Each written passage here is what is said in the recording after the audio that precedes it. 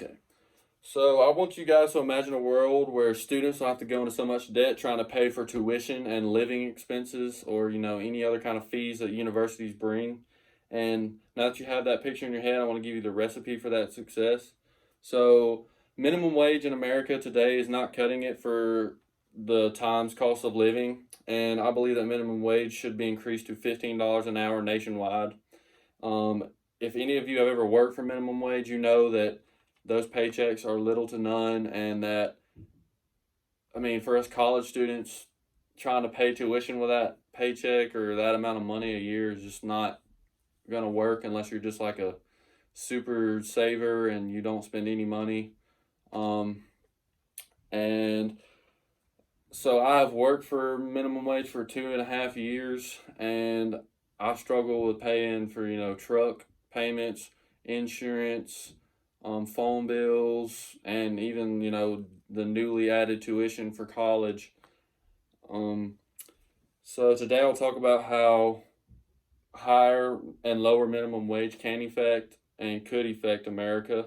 So those 3 points would be how minimum wage is not helping the expensive cost of living, and how low minimum wage hurts America, and how higher minimum wage can help grow our economy.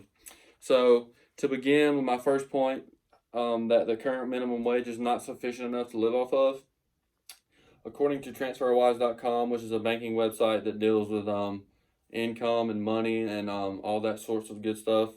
So, according to TransferWise.com, it says that the average cost of living for an American is $13,000 excluding rent. So adding rent or adding some kind of housing could definitely bring that up. And an average American working for minimum wage at full time, which is 40 hours a week, year round, makes around $15,000 a year before taxes. So after taxes, that could be a lot less.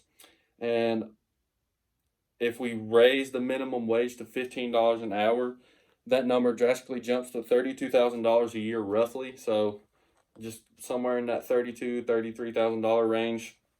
That's what would happen if we raise minimum wage, which that is way better because, cost of living is basically just your necessities. And in my opinion, to have a great life, you want to spend a little bit more on other things, not just the necessities. So if we could raise the minimum wage and give us that, $16,000 increase in income for students, families, people who just, are single and all that good stuff, that would really help improve, the quality of life for them. To my next point, which is low minimum wage hurts America. People today are living in this endless cycle of poverty due to low minimum wage, and it often leads to people not being able to afford housing or transportation, like being able to live in a good house or have a car. So, like, an example of that would be, somebody that's like couch surfing or maybe even living on the streets and, having to hitch rides to work, find a way, you walk to work, ride a bicycle or whatever they have to do to get to work. So, raising minimum wage and giving them that, $16,000 increase, as I stated in my last point, would really help them, find a stable home, at least pay for, rent for an apartment, and help them, start making payments on a car. And an example of how low minimum wage hurts America is California. I know this is kind of a big topic in the media these days, and it has recently been brought to light. And so California has pretty, close to the highest cost of living in the nation today, and the minimum wage up there, it's just not sufficient enough because the cost of living is so high, and they are having real bad problems with poverty, like people living on the streets, and even often sometimes they're using the bathroom on the streets, and they're saying their streets are disgusting and nasty. And I believe recently I read that police officers aren't even, telling people to get off the streets anymore. They're just kind of letting them live there. And it's kind of, taken away from the beauty of, cities or places in California, since, people can't get a good, even if they do get a job, the minimum wage isn't high enough for them to, find a stable home or just find somewhere to call home or live.